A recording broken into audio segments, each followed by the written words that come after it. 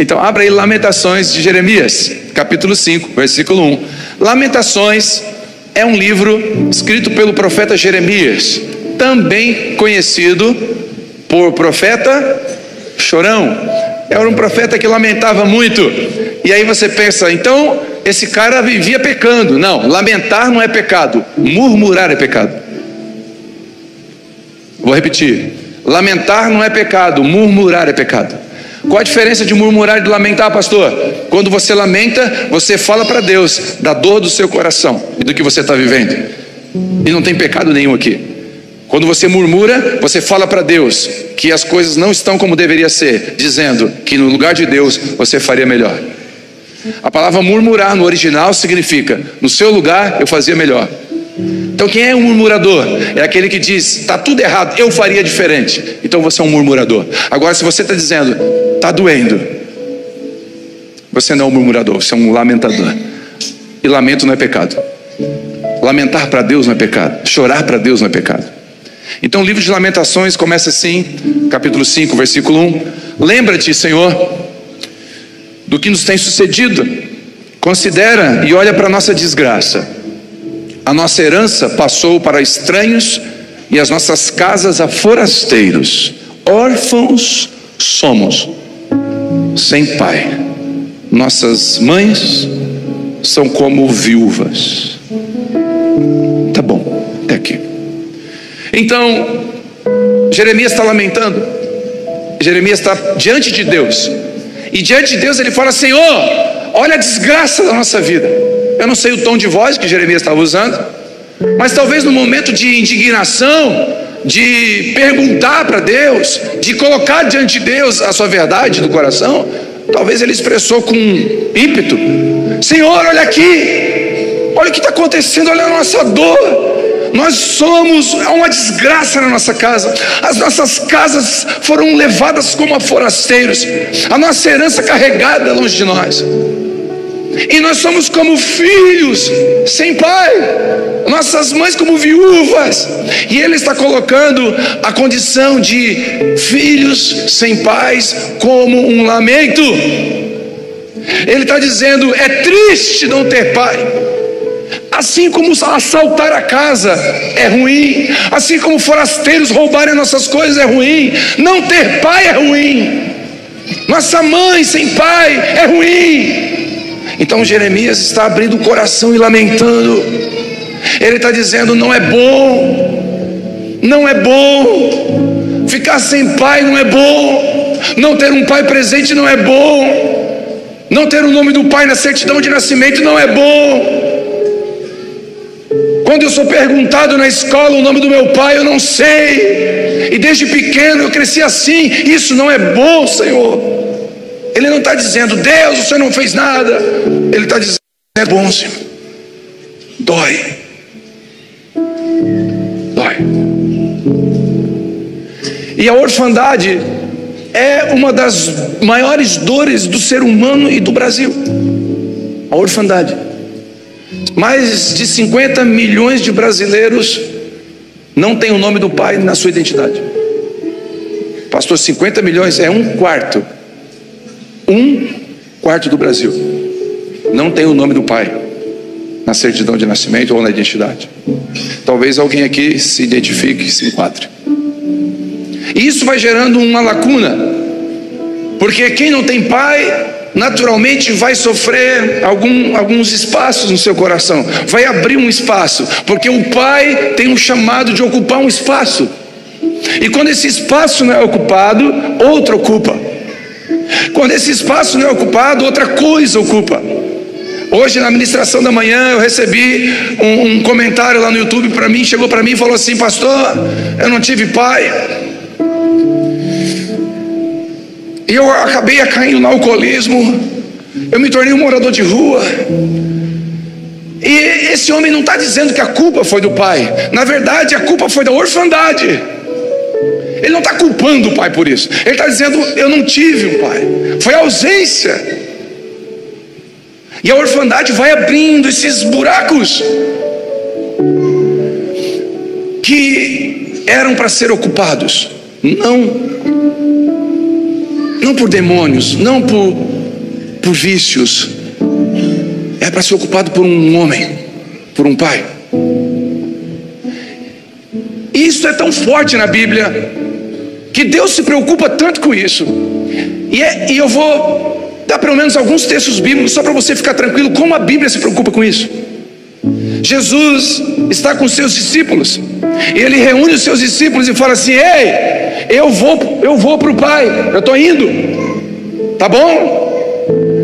Mas ele não diz assim: eu estou indo para o Pai e eu vou deixar poder na mão de vocês.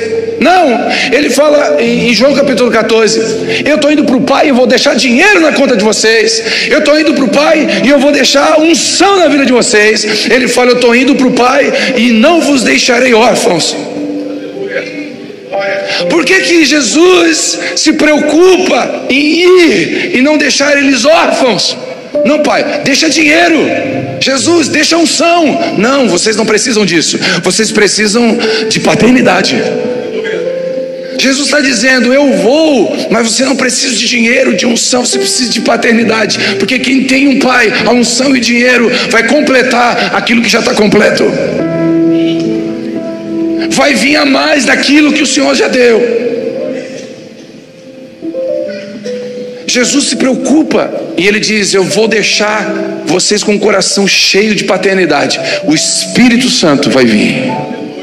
E a Bíblia vai dizer que o Espírito Santo nos levaria, apresentaria Deus como Pai, porque a Bíblia diz que o Espírito clama, o Espírito Santo clama: Abba, Pai. O Espírito Santo nos ensina, nos leva a ter um filho de paternidade, um coração de paternidade. O Espírito Santo convenceria nós que somos filhos. Jesus, no Evangelho de João, mais de 15 vezes ele fala: eu vim apresentar o Pai. Então Jesus não veio nos salvar? Claro que veio, mas como que ele nos salva? Apresentando o Pai. E dê-lhes o direito de serem filhos de Deus. Deus não deu o direito de sermos evangélicos, nos deu o direito de ser filho de Deus através de Jesus. A Bíblia é uma carta de um pai para os seus filhos. João capítulo 4, a Bíblia diz que os verdadeiros adoradores adorarão ao Pai em espírito e em verdade. Não é a Deus, é o Pai. Então saber que Deus é Pai é uma prerrogativa e uma preocupação das Escrituras. Então não é uma coisa da Abba Pai, não é uma coisa que o Telmo gosta. A Bíblia se preocupa com isso. Jesus ensinou os discípulos a orar: Pai nosso. Mas não poderia ser Jeová Rafa nosso, Deus que cura, Jeová Shalom, o Deus da paz, Adonai, o Deus poderoso. Não poderia ser alguma faceta de Deus, outra faceta, o Deus da guerra. Por que não é: quando orardes, orem assim: Deus de guerra nosso? Não, quando orarem, orem assim, ó: Pai nosso. Porque era da vontade de Jesus que nós tivéssemos um relacionamento de filhos. Porque nem todo servo é filho, mas todo filho é servo. Então, o princípio da paternidade caminha pelas Escrituras o tempo todo. A orfandade, ela pode ser por morte física ou por morte presencial. Nossos filhos sentem a nossa falta. Os que sofrem de orfandade são sequestrados, são presos. Romanos 8,15: não recebeste um espírito de escravidão, mas de adoção. O contrário da adoção é escravidão. Ou você tem um pai e é adotado e sabe que tem um pai, ou você se torna um escravo. Você se torna um escravo da opinião das pessoas. Por quê? Porque falta identidade. Quem não tem um pai caminha sem identidade. Identidade. A Bíblia é maravilhosa porque os nomes na Bíblia têm significado, ok? Então todos os nomes bíblicos têm significado. Vamos lá. Emanuel significa Deus conosco. Então quando Jesus é chamado de Emanuel, é a identidade dele, é o Deus que se fez carne, é o Deus conosco. Amém? O nome Emanuel carrega uma identidade, carrega um propósito, diga amém. Então, todo nome na Bíblia tem um propósito. Quer ver como é forte isso? Benjamim, quando Benjamim nasceu, a mãe, no parto, morrendo, enquanto dava luz a ele, morria. E ela, na angústia da dor, chamou o filho de Benoni, ou Benoni, que significa filho da minha dor. Porque muitos pais, em momentos de crise emocional, amaldiçoam seus filhos. Muitos pais, em momentos de crise financeira, falam para o filho: você não devia ter nascido. Em muitos pais e mães, em momentos de angústia, dão nomes e rótulos que os filhos carregam a vida toda. Sabe por que a gente separou? Separou porque você nasceu. E a mãe de Benjamim fez isso. No momento de dor, amaldiçoou o seu filho e dá um nome para ele, porque o nome é identidade. E pensa esse menino crescendo. Pensa ele crescendo. Benoni significa filho da minha dor. Filho da minha dor, vai lavar louça. Filho da minha dor, tarefa. Filho da minha dor, vamos futebol. Filho da minha dor, bora capinar a roça. Filho da minha dor, vamos comigo à empresa. Filho da minha dor. Pensa esse menino ouvindo a vida inteira: eu sou a causa da morte da minha mãe. Pensa a autoestima desse menino. Pensa o tanque emocional desse menino.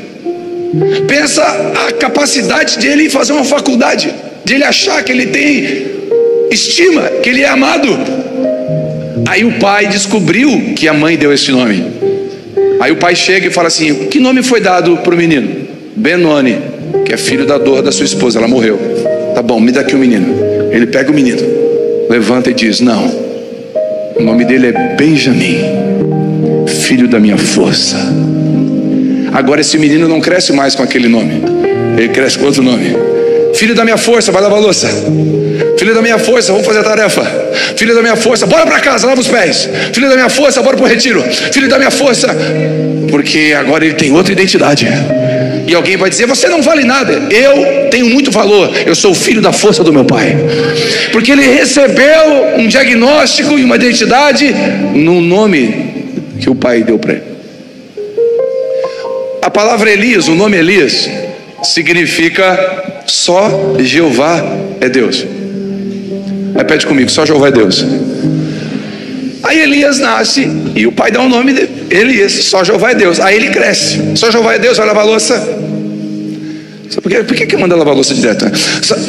Só Jeová é Deus vai estudar, só Jeová é Deus vai capinar, só Jeová é Deus. Ele cresceu ouvindo só Jeová é Deus todo dia. Aí aparecem 950 profetas de Baal e Asseríade. E aí 950 profetas começam a dizer: Baal é Deus, Baal é Deus. E esse menino ouvindo: peraí, não combina. Eu ouvi a vida inteira outra coisa. A vida inteira eu ouvi que só Baal, que só o Jeová é Deus. Que papo é esse de Baal é Deus?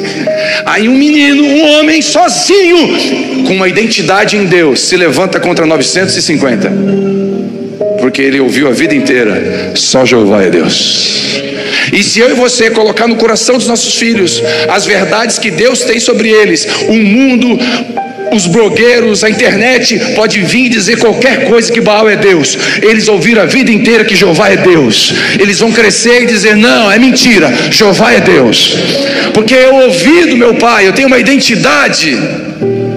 Alguém me abençoou. A Vitória, a Isabela, eu falo para a Isabela todo dia: Isabela, pai é apaixonado por você.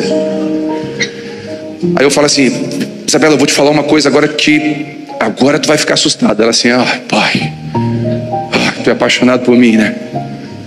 Como é que tu sabe? Tô cansada de ouvir isso. Aí eu fui brincar de forca. Sabe o que é forca? Do papel de fazer uma forquinha e botar o nome embaixo, as letras aqui. Quem sabe, gente? Pensei que se não tiveram infância, ficaram tudo assim, dois levantaram a mão. Forca. Brincando de forca. Aí eu botei apaixonado embaixo. E ela começou, letra A, e foi falando. E ela assim: pai, me dá uma dica. Vou dar uma dica. O que eu escrevi aí é uma coisa que eu sou por ti. Tu é apaixonado.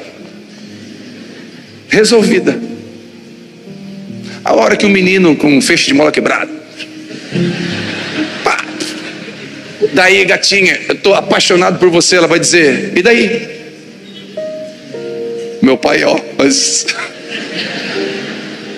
porque eu já ocupei um espaço que é meu. Quando eu ocupo esse espaço, pais que não são carinhosos afetivamente, com toque, com palavras, com tempo, com carinho, permitem, infelizmente, não é todos, mas isso é uma tendência, com que os seus filhos, suas meninas se entreguem sexualmente cedo ao primeiro menino, ao primeiro homem que dizer que ela é uma princesa. A identidade vai formando. A orfandade gera um espaço. E sabe uma das coisas que eu percebo na orfandade? Que a orfandade gera muros de defesa, gera armas de ataque. Você já conhece? Quem conhece alguém? Não levanta a mão, porque vai que essa pessoa está do lado de você. Ou talvez é você. Quem conhece alguém que sempre vê o lado ruim da coisa? Não levanta a mão. Teu pai está aí, cara. Sabe o que é o lado ruim da coisa? Ó, comprei um carro zero. Ele vai dizer, zero, desvaloriza.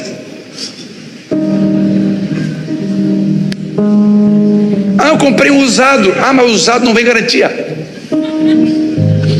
Comprei um 4.1 a gasolina. Rapaz, o elétrico é que está na hora. Comprei um elétrico. Rapaz, elétrico não é aquela de homem. Ele sempre vai ver uma coisa ruim. Sempre vai ver um lado ruim. Tem gente rindo de nervoso? Não, tem gente que é assim. Eu vou dizer, escute o que eu vou dizer. Eu conheço uma pessoa que o pai dele dizia assim, só que ele tem um relacionamento ruim com seu pai. E o pai dele dizia assim, eu não gosto que homem que faz tatuagem. Sabe o que ele fez? Tatuagem. Eu não gosto de homem que usa brinco. Sabe o que ele fez? Brinco até no nariz. Eu não gosto. Eu não gosto de homem de moto. De moto é. Sabe o que ele fez? Quebrou 2 vezes a perna, mas comprou moto. Sabe o que eu vejo nesse jovem, nesse homem, fazendo tudo o contrário que o pai dizia? Ele se armou porque ele tem um problema com paternidade. E ele está armado. No final, esse homem só está dizendo assim, ó, pai, olha para mim. Aí você vê um menino, cabelo metade azul, metade amarelo, pince em tudo quanto é lugar, uma roupa escandalosa, um negócio tudo assim, tu olha assim, parece um pavão, corpo parece um gibi, tudo tatuado. Aí você pensa, meu Deus, que coisa estranha. Sabe o que tem ali? Tem uma menina lamentando, dizendo assim, ó, alguém me olha. Pode ter certeza, 90% dos casos tem uma ausência paterna. Esse menino está dizendo, por favor, alguém me observa. É alguém que está numa prisão, só quer ser solto. Eu recebi um menino no projeto Pelotão Esperança. Eu já contei aqui o testemunho. Um dia eu quero trazer ele aqui para provar que é verdade. O Wellington da Silva, já contei o testemunho dele. Eu cuidei desse menino. Quando ele chegou lá, ele era tão endemoniado que quando eu orei por ele, saiu o menino.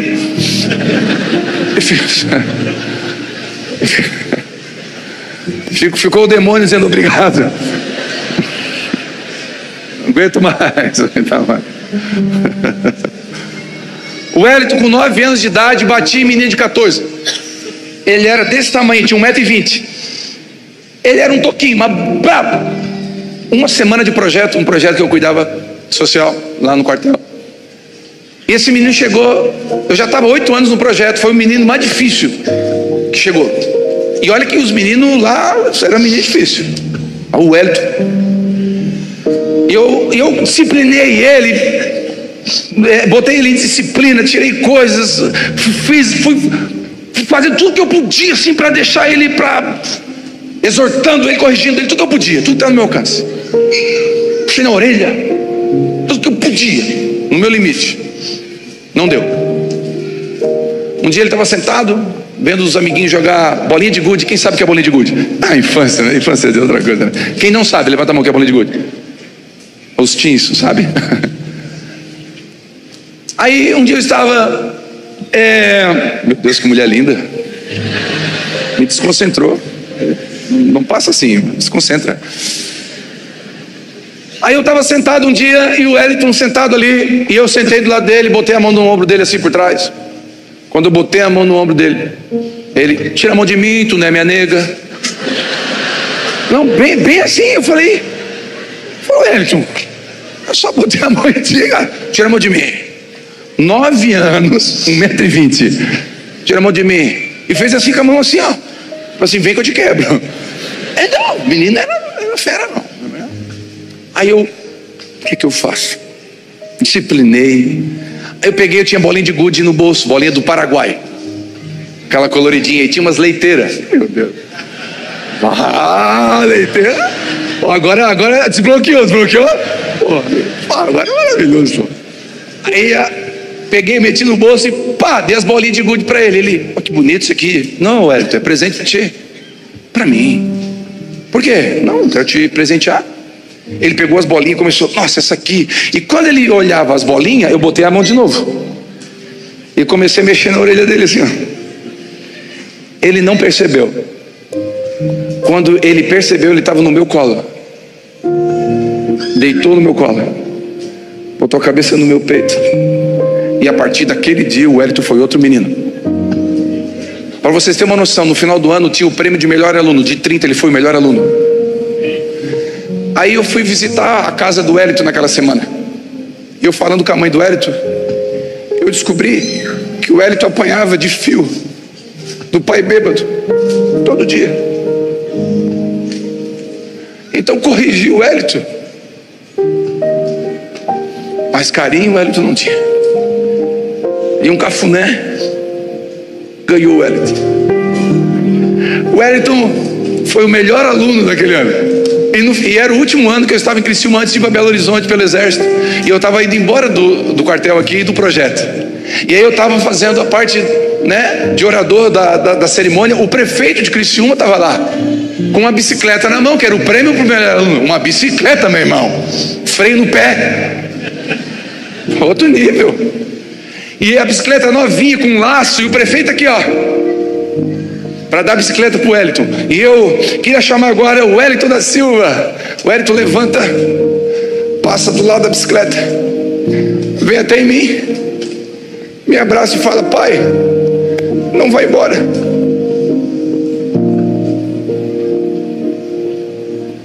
O Wellington está casado, o Wellington está crente, o Wellington tem filhos, o Wellington é uma bênção. Um dia eu vou mostrar o Wellington, pode chegar perto dele. Pode chegar. Ele já veio aqui no culto. O pai que está aqui, né? O Wellington já veio aqui algumas vezes. O que o Wellington tinha? Uma orfandade de pai presente, que não sabia dar carinho, só sabia bater. E o Wellington abriu um buraco de rebeldia. Por que eu estou contando isso? Porque tem gente aqui que todo mundo chama de rebelde, mas no fundo você é só um Jeremias lamentando: eu sou como um órfão sem pai. No fundo você é só um Jeremias dizendo: alguém por favor me olha. E Deus é um bom pai. E aí eu sei que é difícil falar de Deus como pai para alguns aqui. Eu sei que é difícil, é desconfortável. Afinal, a imagem que você tem de pai é o cara que foi comprar pão e não voltou, que bateu na sua mãe. Você tem uma imagem. E agora, pastor, então quer dizer que o meu pai, não culpa ninguém, por favor. Eu tenho pai, eu sei dos erros dele, mas eu não culpo ele. Ele também não recebeu. Ele não conseguiu me dar, ninguém deu para ele. E ele encontrou Cristo depois de muito tempo, depois de mais de 60 anos. Ele não conseguiu. Então, por favor, culpe o seu pai. Não é disso que o Espírito Santo está falando conosco nessa noite. Ele está dizendo: olhe para o pai certo agora. Ele está dizendo: tira os olhos do pai da terra e coloca os olhos do pai do céu, aquele que nunca vai errar com você. Eu sei que tem gente aqui que está dizendo: pastor, eu tive um pai maravilhoso. E isso permite com que você se aproxime de Deus. Isso facilita com que você se aproxime de Deus. Mas muitos de nós precisamos ser curados. Precisamos permitir que o Senhor arranque do nosso coração dores, medos que a orfandade abriu. Quem está entendendo o que o Senhor está falando? Hoje, Dia dos Pais, essa palavra eu ministrei às 8 da manhã, às 10 da manhã, e Deus foi ministrando no meu coração. Foi ministrando no meu coração o tempo todo. Filho, eu estou contigo do começo ao fim. Eu estou presente. Eu te defendo. E fala para os meus filhos: eu sou um bom pai, eu os defendo. Se você soubesse o pai que você tem, você ia dormir tranquilo hoje. Sabe, eu não sei se você já fez isso. Na madrugada foi no quarto do filho e cobriu ele, porque ele estava descoberto enquanto dormia. Você nunca viu no outro dia de manhã no café o filho aparecer no café e dizer: pai, obrigado porque você me cobriu ontem à noite? Não, o filho não fala isso porque o filho nem viu. Você nem tem noção de quantas vezes Deus te cobriu, você nem viu. Se você soubesse o pai que você tem, quando ele fala assim, a Deus fala assim: não faça isso, é porque ele te ama. O Marco, meu genro, estava falando que um dia ele ganhou um patinete, e o patinete, para te poder andar reto, tinha que andar assim com o volante, todo ferrujado, todo fora da curva. E o pai dele, com a sabedoria de um pai, falou: olha filho, pode brincar, mas não desce o barranco. Aí você pensa, o que é que ele fez? Parece que é o contrário o efeito da fala. Não sobe o barranco, ele ouviu: sobe o barranco. E ele subiu primeiro uma parte do barranco, desceu 2 metros, não deu nada, o pai está errado. Aí ele foi no metade do barranco, não dá nada, o pai está errado. Foi lá em cima do barranco, soltou lá de cima. A hora que soltou de lá, em 3 segundos ele estava arrependido. Queixo, joelho, foi tudo. Ficou com a marca do Flamengo e do Vasco no meio, assim no peito. Ganhou a cara, se quebrou tudo. Por quê? Porque o pai falou: não vai ali, porque o pai sabe o que está falando. Quando a Bíblia diz não faz isso, é porque ele sabe o que está falando. Só que quando a gente sabe que tem um pai e a gente descobre que fez o que não devia, a gente não corre para o vizinho, porque o Marco não correu para o vizinho, todo machucado, passar metiolate. Correu para onde? Para o pai. Porque se você sabe que Deus é pai, quando você erra, você não se afasta dele, você se aproxima dele. E se tem alguém aqui que está em pecado, Deus está dizendo assim: eu sou seu pai, eu te amo, eu já vi o que você fez, está todo machucado, vem aqui que eu tenho, arde um pouquinho, tem metiolate, gospel, eu sei curar. Só que curar às vezes arde.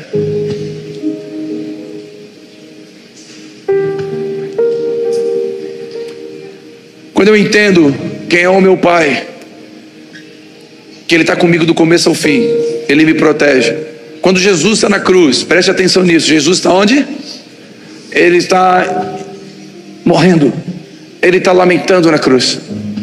E na cruz ele lamenta: Deus meu, por que me desamparaste? Ele lamenta, ele está num processo de lamentação, ele se sente sozinho, porque os pecados meus e seus estão sobre ele. Então Deus se separa do filho por um instante. Então quando a gente está ali, Jesus está na cruz, ele fala assim: Deus, em tuas mãos entrega o meu espírito, sim ou não? Não, ele fala: Pai, em tua mão entrega o meu espírito. Porque do começo ao fim, o que a gente precisa é de um pai. Um pastor amigo meu contou um testemunho, ele mora perto de 101. E aí um amigo ligou para ele: pastor, você está em casa? Estou. Você pode socorrer os meus filhos? Como assim? Não, meus filhos capotaram o carro aí perto da tua casa na BR-101, eu vou levar 1 hora para chegar, tu pode chegar lá antes? Aí ele, claro, se arrumou, foi rapidinho, 20 minutos chegou lá. Quando ele chega lá, vê 2 adolescentes, 19, 20 anos, sentadinhos assim no meio fio, tudo assustado, o carro capotado, polícia. Ele chega: vem cá, tá tudo bem com vocês? Teu pai ligou para mim. Não, pastor, obrigado, tá tudo bem, foi só material, foi um susto, só um pequeno susto, a gente tá, graças a Deus, assim, olha, tá tudo bem, obrigado pastor, obrigado, tá tudo bem. Aí ele: tá tudo bem. Aí chega o pai, encosta o carro a 100 metros assim e abre a porta. Quando o pai abre a porta, ele sai correndo: pai, pai, pelo amor de Deus, foi uma loucura. Pai, a gente quase morreu, pai. Aí ele ficou, foi só material. Não, porque você não lamenta para os homens, você lamenta para o seu pai. Você não lamenta para o Instagram, você lamenta no quarto para o seu pai. Quem sabe que tem pai sabe para quem chorar. Quem sabe que tem pai sabe para quem pedir. Quem sabe que tem pai sabe quem protege. Não tem que abrir o seu coração para quem não é o seu pai. As nossas lamentações é para o pai. Um dia a Vitória, eu fui buscar ela na escola, estava fardado. Eu chego lá, a Vitória entra no carro e fala assim: pai, aquele menino ali na grade, ó, o menino na grade assim, ó.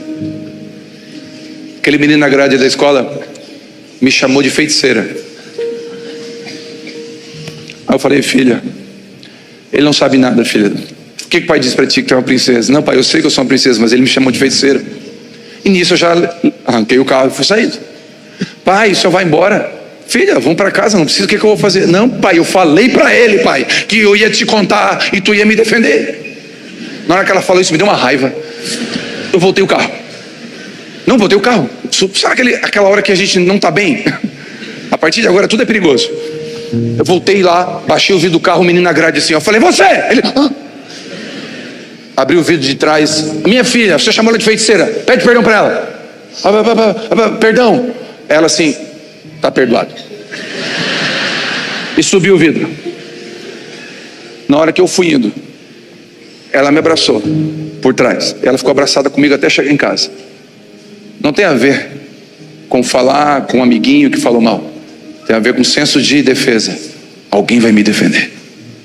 E eu quero te lembrar que você tem um pai. E o teu inimigo não tem poder contra o seu pai. Ele vai te defender do que for preciso. O diabo pode chamar você do que ele quiser. A palavra que está sobre você é o que vai prevalecer. E ele diz: você é meu filho amado. Você é minha filha amada. Você é o meu filho amado. Você é minha filha amada. Você é o meu filho amado. Ah, me feiticeiro. Não, você não é feiticeiro. Você é minha filha amada e meu filho amado. E deixa que eu resolvo. Nessa noite, o Espírito Santo está dizendo para mim e para você: você é meu filho. Você é minha filha. Está preocupado com o quê? Está preocupado com o quê?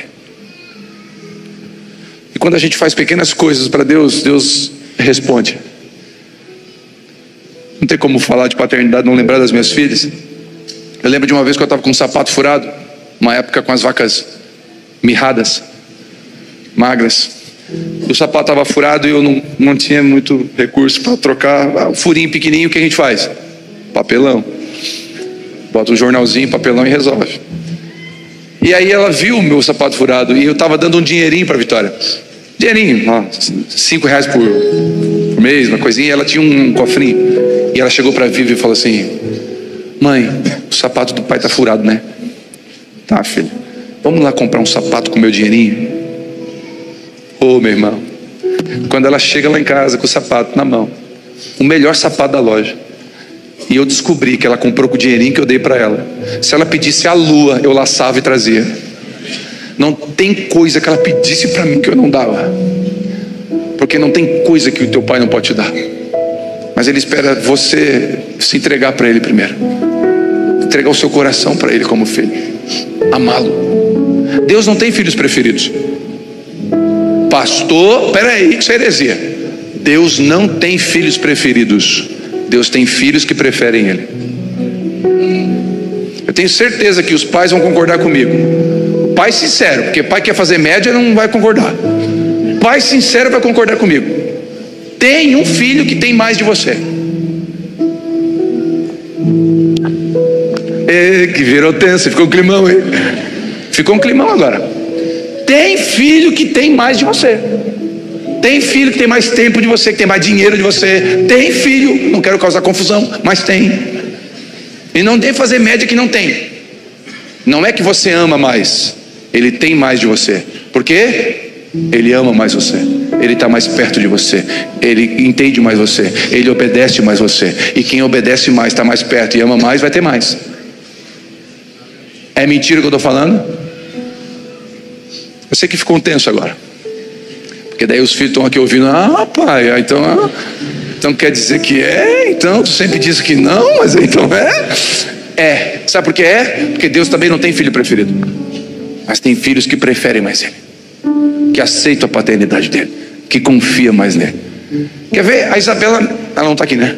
Não posso, ela não pode ouvir isso, senão vai me quebrar. Não está aqui. A Isabela me pegou. Ela me pegou mais que a Vitória. Por quê? Porque a Isabela, eu não sei se é intencional, se ela é esperta ou é sem querer, mas eu chego para a Isabela e falo assim: Isabela, não. Sabe o que ela falou para mim? Tá bom, pai. Aí eu dou. A Vitória não. Ela dizia: ai, pai, me dá. Aí eu endurecia, meu querido. Eu sou o pai, o que manda aqui. Não, pai, me dá. Não, já falei que não. Pro carro. A Isabela tá no shopping: pai, isso aqui dá para mim? Não. Tudo bem, pai.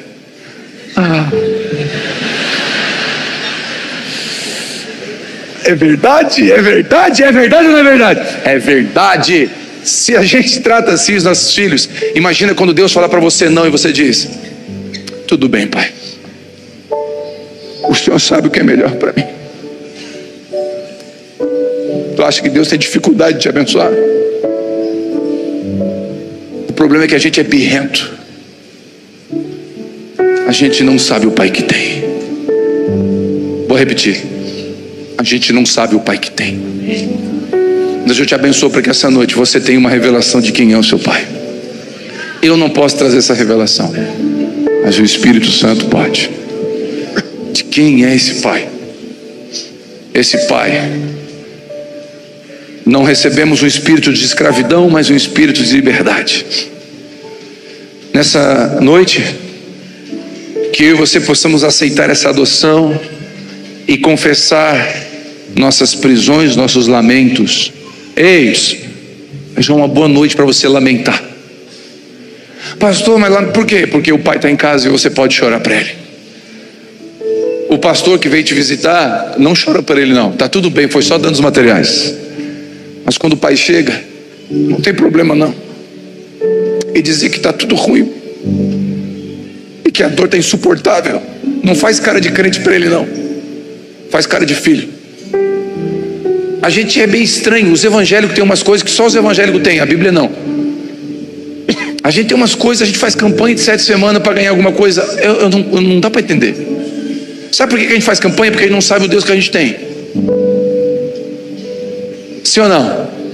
Eu uso sempre esse exemplo. Imagina a minha filha chegar para mim: até porque é outra coisa estranha que eu acho nos crentes: tom de voz. Concorda comigo? Nós estamos aqui, tudo bem, conversando, vamos orar? Vamos. Nesta noite! Peraí, só um pouquinho. O que entrou aí? A gente é estranho, não é? É. A gente está na mesa com a família. Vamos orar pelo alimento? Vamos. Senhor Deus dessa mesa. Meu Deus, é só orar pelo alimento. Senhor, obrigado pela comida. A gente muda o tom de voz. Imagina minha filha chegar para mim: grandioso Pai, poderoso Pai, tu que coabitaste com a minha mãe e me geraste no leito sem mácula. Eu vou dizer: filha, está tudo bem? Darei 7 voltas ao redor do pai durante 7 semanas, e o pai me dá um Kinder Ovo? Tá rindo, mas a gente faz isso. Como é que filho pede pro pai? Pai, para, filho, pai. Tá, fala o que foi. Tá bom? Porque filho é assim mesmo. Pai. Um dia a Vitória pediu para mim Kinder Ovo, estava indo pro mercado. Vou no mercado, tá? Ela assim: pai, compra Kinder Ovo. Eu falei: ora a Deus, para Deus tocar no coração do pai. Eu fui ser espiritual, né? Fala com Jesus aí que Jesus tem que tocar no coração do pai dela assim: orar a Deus. O pai tem dinheiro? Compra. É bem assim. Filha, é bem assim. O pai tem dinheiro? Compra aquele negócio de orar a Deus. Sabe, eu oro para que você tenha um relacionamento com Deus como um pai, como um filho, não como empregado. Porque o empregado é substituível. O empregado a gente não quer que cresça. Mas um filho não. Filho a gente quer que cresça mais que a gente. Ele é insubstituível. Ninguém substitui um filho. Tem famílias aqui, eu conheço um casal aqui que tem 2 filhos que perderam na gestação de 7 meses, 7 semanas, 7 meses. 2 abortos involuntários. Eles têm 2 filhos e mais 2 filhos que perderam no aborto. E quando eu pergunto para ele, seus 2 filhos estão bem? Eles respondem sempre para mim, pastor, os 4 estão bem. Porque filho é insubstituível. 2 estão na eternidade e 2 estão aqui. Você é insubstituível. Essa noite talvez eu seja um arauto de Deus para dizer para você, você é filho de Deus, filha de Deus. Talvez tem gente aqui que não precisa ouvir isso porque já sabe que é filho, mas tem gente que precisava ouvir isso essa noite. E no dia dos pais, o Pai do céu olha para você e diz, você é minha princesa, eu sou apaixonado por você. Eu amo você. Você é o meu príncipe. Eu amo você. Que nessa noite o Espírito Santo convença eu e você de que Ele é Pai.